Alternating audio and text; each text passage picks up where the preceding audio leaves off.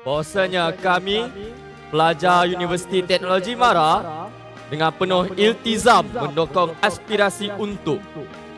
mempertahankan pada setiap masa nama baik, falsafah, visi dan misi UiTM, mematuhi semua kewajipan sebagai pelajar UiTM, termasuk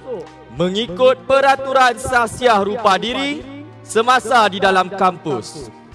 menghindarkan diri dari terlibat dengan sebarang perbuatan yang tidak bermoral dan tidak beretika, menggalakkan semangat perpaduan di kalangan komuniti di dalam universiti dan mengelakkan polarisasi etnik dan agama, menimba ilmu dengan bersungguh-sungguh dan tidak menghalang pelajar lain untuk berbuat demikian, mengaplikasi pengetahuan yang diperoleh dalam bidang yang dilatih untuk menegakkan prinsip kebenaran, keadilan, kebajikan sejagat, keamanan dan keharmonian sesama manusia. Ikrar. Kami memahami sepenuhnya bahawa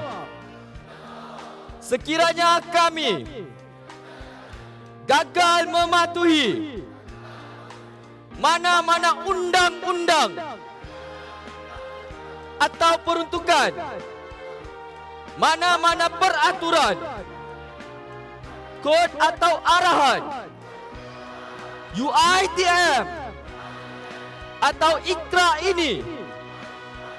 tindakan tata tertib dan